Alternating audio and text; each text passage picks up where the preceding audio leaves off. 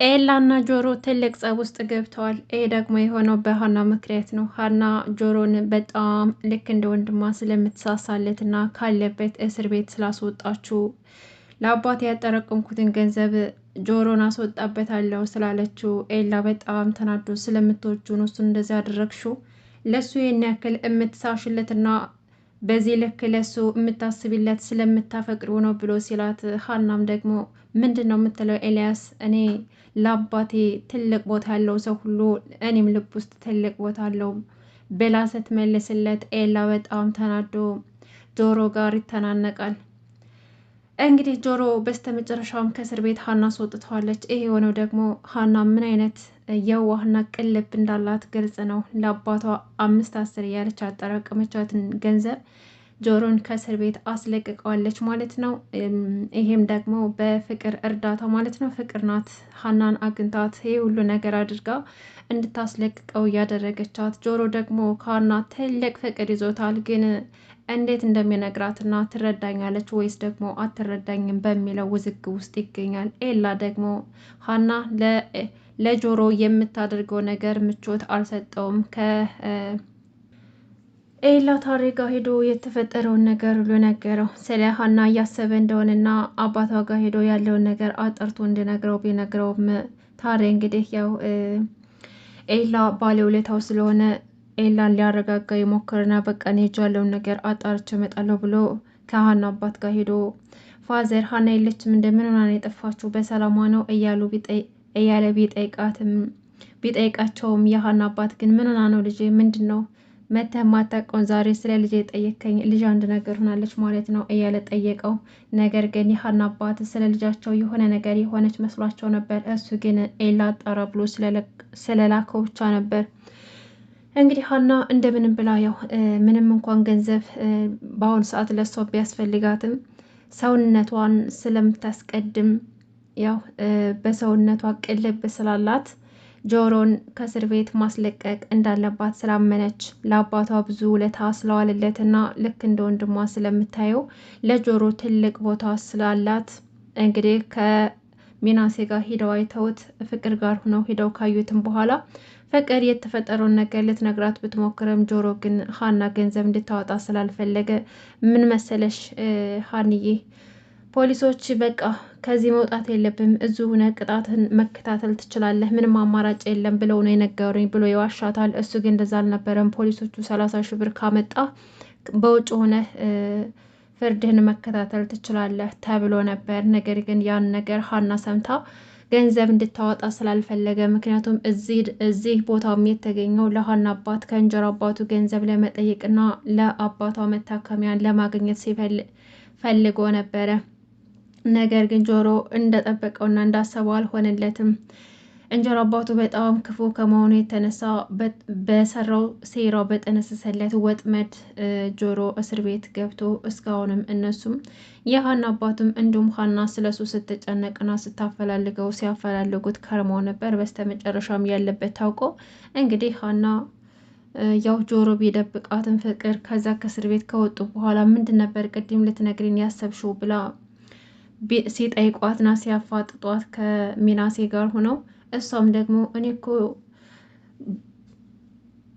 መዝገቡ እንድታውቂበት ስላልፈለገ መስሎ ነው እንጂ ፖሊሶች እኮ እንደዛ አይደለም ያሉት። 30,000 ብር ካመጣህ ከእስር ቤት ወጥተህ በውጭ ሆነህ መከታተል ትችላለህ ተብለዋል ብላ ስትነግራት ምን እውነትሽን ነው ፍቅር? እንደዛማ ከሆነ በቃ ነገ ግዴታ መውጣት አለበት ብላ ስትል ሚናሴ እንዴ ሀንዬ ገንዘብ ከየት ታመጫለሽ ብሎ ስጠይቃት አይ ምናሴ ለአባቴ ማሳከሚያ ያስቀመጥኩት ትንሽ ገንዘብ አለ ከዛ ላይ ቀንሼ አስወጣዋለሁ ብላ ወሰነች። እንዲሁም ደግሞ እቤትም ሄዳ ሀና ቀጥ ብላ ትሄድና አባቷ ጋር ሄዳ የተፈጠረውን ነገር ሁሉ ነገረቻቸው። የሀና አባት ግን ጆሮ የታሰረው ሲሰርቅ መስሏቸው በጣም ልባቸው ተሰብሮ አዝነው ነበር። ጆሮ ሁለተኛ ስርቆት ላይ ሰርቅ ቃል ገብቶላቸው ስለነበረ አሁን ደግሞ ቃላቸውን ያጠፈ መስሏቸው በጣም አዝነውበትና ተከፍተውበት ነበር። እኔ የእሱ ስራ መቼ ጠፋኝ ብለሽ ነው? በይ ልጄ እና ምን ልታደርጊ ነው? 30,000 ብር እኮ ቀላል ነገር አይደለም ከየት ይመጣል ብለው ሲጠይቋት አባዬ በባለፈው እኮ ለአንተ ብዬ ያጠራቀምኩት ለአንተ መታከሚያ ያጠራቀምኩት ትንሽ ገንዘብ አለ፣ ከዛ ላይ ቀንሼ ላስወጣው አስቤያለሁ አለቻቸው። አባቷም ደግሞ ጥሩ አረግሽ ልጄ፣ በቃ ሂጂና ጆሮን አስወጩ፣ ምክንያቱም እኔም ብሆን በአንቺ ቦታ እንደዛ ነው የማደርገው፣ የኔ ሕክምና ይደርሳል ብሎ ነገሯት። ሀናም ደግሞ እውነት አባዬ እውነትህን ነው አመሰግናለሁ ብላ እግራቸው ላይ ወደቀችና አቀፈቻቸው። ከዛም በኋላ እንዴ እኔም እኮ አንቺ የምታደርጊውን ነው የማደርገው፣ የኔ ሕክምና ደግሞ ይደርሳል። ግን አንድ ነገር ማወቅ ያለብሽ አሴርን ሁለተኛ ባይኔ ላይ አልፈልግም። እኔ እንደዚ አይነት ሌባ ልጅና ቃሉን የማይጠብቅ ሰው አልወድም። ስለዚህ በአይኔ ላይ አልፈልግም፣ አጠገቤ እንዳይደርስ ንገሪው ብለዋት ወደ ውጭ ሄዱ። ሀና ልታስረዳቸው ብትሞክርም እንዳሰብከው አይደለም አባዬ ብላ ልታስረዳው ብትሞክርም ሊረዷት አልቻሉም ነበር። ጆሮ እንግዲህ እንደተባለውም ሀና በጧት ሄዳ ያንን 30 ሺህ ብር ከፍላ በዋስ አስለቅቀዋለች። ጆሮ ግን በጣም ግራ ገብቶት ነበር። ምክንያቱም እንዴት እንደወጣና ያው ሀና ያልሰማች መስሎት እሷን ገንዘብ እንድታወጣ ስላልፈለገ በጣም ተጨናንቆ ስለነበረ ፍቅር ነገረችው እህቱ ለሀና ሁሉንም ነገር እንደነገረቻትና ያው መናገር ያልፈለግከውን ነገር ሚስጥር ተናገርኩብህ ይቅርታ ብላ መጀመሪያ ሄዳ እስር ቤት ነግራው ስለነበረ አሁን ላይ በቃ እሱ ከዛ ስለወጣ ደስ ብሎታል። ነገር ግን ሀና ገንዘብ ስላወጣች ትንሽ ከፍቶት ነበር። ምክንያቱም ሀና አሁን ላይ በጣም ገንዘብ ስለሚያስፈልጋት ማለት ነው። ሚናሴ እንግዲህ ሂዶ እናቱ ጋር የተፈጠረውን ነገር ሁሉ ነገራት። ሀና ገንዘብ እንደሚያስፈልጋት ነግሯት ስለነበረ የሚናሴ እናት ወይዘሮ ሜላት ገንዘቡን ለሀና መስጠት እንደምትፈልግ ነገረችው። ሚናሴን በጣም ደስተኛ ሆነ። ምክንያቱም እናቱ ለሀና ያላት ቦታ ትልቅ እየሆነና በጣም እያሰበችላት እንደሆነና ልክ እንደ እናት እየሆነችላት እንደሆነ ሳይቅ በጣም ደስ ብሎታል። እና ወይዘሮ ሜላት ገንዘቡን ልሰጣት ብትፈልግም ሀና ግን ልጁ እኮ ከእስር ቤት ወጥቷል ብላ ነገረቻት። እንዴ ገንዘቡን ከየት አመጣሽ ብትላትም በባለፈው እርሶ የሰጡኝ ገንዘብ ነበርና ከዛ ላይ ቀንሼ አስወጣሁት ብላ ነገረቻት። ወይዘሮ ሜላትም እንዴ ሀንዬ ያምሻል እንዴ? እሱ እኮ የአባትሽ መታከሚያ ነው፣ እንዴት እንደዚህ ታደርጋለሽ? እኔ እኮ ልሰጥሽ ነበረ፣ ያው ከአንቺ ይምጣ አላጨናንቅሽም ብዬ ነው እንጂ እኔ እኮ ላስተላልፍልሽ ነበር። በያሁን እዛ ልጁን ያስለቀቅሽበትን ገንዘብ እኔ ሰጥሻለሁኝ፣ ታተካከልሽ አባትሽ መታከሚያ ብላ ትነግራታለች። ሀኒም ደግሞ አረት እያስፈላጊ አይደለም፣ በጣም አመሰግናለሁ። እርስዎ እኮ በጣም ጥሩ ሰው ስለሆኑ ለእኔ ብዙ ነገር እያደረጉልኝ ነው። አሁን ደግሞ የምን ገንዘብ ነው የሚሰጡኝ? እኔ አልፈልግም፣ አስፈላጊ አይደለም፣ እግዚአብሔር ይስጥልኝ ብላ አሁን ስራ አለብኝ ብላ ትታት ትሄዳለች። ወይዘሮ ሜላትም ደግሞ ስለ ሀና ስታስብ ቅንነቷ፣ ትህትናዋ ስታናገራት ያለውን ነገር እያሰበች የልጇን ሀሴትን ፎቶ እያየች አየሻት ልጄ ሀናን አየሻት? እንዴት አይነት ምርጥና አስተዋይ ልጅ መሰለችሽ? እኔ እኮ አንቺም እኮ አድገሽ አስተዋይ ልጅ ሆነሽ ይሆናል እያለችም ልጇን ስታናግር ነበር። ግን እናትና ልጅ መቼ ነው የሚታወቁት? አይን ላይን እየታዩ አብረው አንድ ቤት እየኖሩ እናትና ልጅ መሆናቸውን አለመታወቃቸውን ሲታሰብ በጣም ከባድ ነው። መታወቅ ነበረባቸው።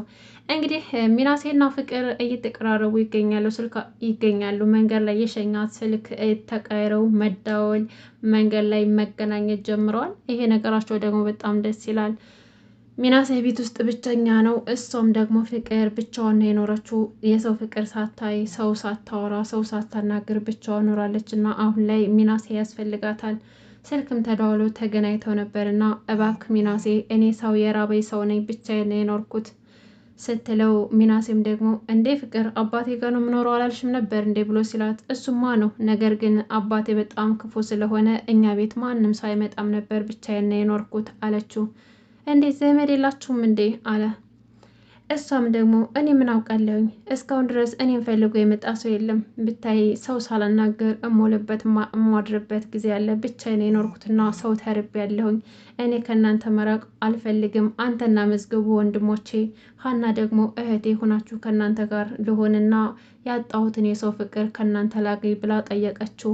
ሚናሴም ደግሞ እሺ በቃ እኔ በጣም ነው ደስ የሚለኝ፣ እኔ ወንድምሽ ሁኜ በምትፈልገው ነገር ከጎንሽ ሁኜ ልረዳሽ ዝግጁ ነኝ ብሎ ቃል ገባላትና ተቃቅፈው ተለያዩ። ይሄ ነገራቸው ደግሞ በጣም እየተቀራረቡና ደስ የሚል ነገር ነው። እንግዲህ ያው ሀና ደግሞ እቤት ከሄደች በኋላ ፍቅር ደውላ ስለ ሚናሴ ጠይቃት ጥሩ ልጅ እንደሆነ መልካም ልጅ ነው እያለ ስትነግራት ነበር። ሚናሴ ከትምህርት ቤት ከመጣ በኋላ ሚናሴ መጣ እንዴ? እኔ እኮ እየጠበቅኩ ቲቪ እያየሁኝ ነበር። በቃ ርቦሃል ወይስ ደግሞ ካራበህ ልቆይ፣ ከራበህ ደግሞ ምግብ ላምጣልህ ስትለው አይ እኔማ እኮ የቆየሁት እኮ ሰው አግኝቼ ነበር መንገድ ላይ ስላት እና ግብዣለሁ ወይስ ደግሞ ላቅርብልህ አለችው። እሱም ደግሞ አራርቦኛል አላትና እሺ በቃ ላምጣልህ ብላ ተነሳችና ደግሞ በጣም ደስ ብሎኛል አለችው። በምንድን ነው ደስ ያለሽ ብሎ ስጠይቃት እሷም ደግሞ እሱን ቀስ እያልክ ታውቀዋለህ አለችና ምግብ ልታመጣላት ሄደች። እሷ ደስ ያላት ነገር ፍቅርና እሱ ሚናሴና ፍቅር እየተቀራረቡ ስለሆነ ያ ነገር ነው ደስ ያላት። ይሄ ደግሞ በጣም አስደሳች ነገር ነው። ኤልያስና ጆሮ በጣም ተጣልተዋል። ኤልያስ እንደውም አንተ የበላህበትን ወጭት ነካሽ ነህ፣ እንዴት ታደርጋለህ? እኔ እኮ አምኜህ ነበር እያለ ሀናና ጆሮ ስለተቀራረቡና ይሄን ያክል ዋጋ እየከፈለች እንደሆነ ስላወቀ ኤላ በጣም እየቀና ይገኛል። ታረቀኝ ሊያረጋጋው ቢሞክርም ምንም ሊረጋጋለት አልቻለም። ታረቀኝ እንግዲህ ሀናን አግኝቷት የተፈጠረውን ነገር ሁሉ ነገራት። እንዲሁም ደግሞ ኤልያስ በጣም ጥሩ ሰው እንደሆነና በክፉ ጊዜው ተገኝቶ ሰው ያደረገው እሱ እንደሆነ ሲነግራት በጣም ተገርማ ነበረ። እንዲሁም ደግሞ እንግዲህ ታረቀኝ እነሱን ለማገናኘት እና ለማቀራረብ እየሞከረ ነው። በዚህ በኩል ደግሞ ጆሮና ታረቀኝ ተገናኝተው እገልሃለሁ ካጠገቤ ማትረክ ከሆነ አንተ ማትረባ፣ አንተ እኮ ለሰው የምትሆን ሰው አይደለህም። ባጎረስኩ እንዴት ታደርገኛለህ? ውለታ ምንም ቢሆን ውለታ አታውቅም እያለም ከፍ ዝቅ አድርጎ ሲጮህበት ነበር። ጆሮ ግን በማያውቀው ጥፋቱ ይቅርታ ከፍ ዝቅ ብሎ ይቅርታ ሲጠይቀው ነበረ። ነገር ግን ምንም ይቅርታውን ሳይቀበለው ጭራሽም አንገቱን አንቆ ሊገለው አስቦም ነበር።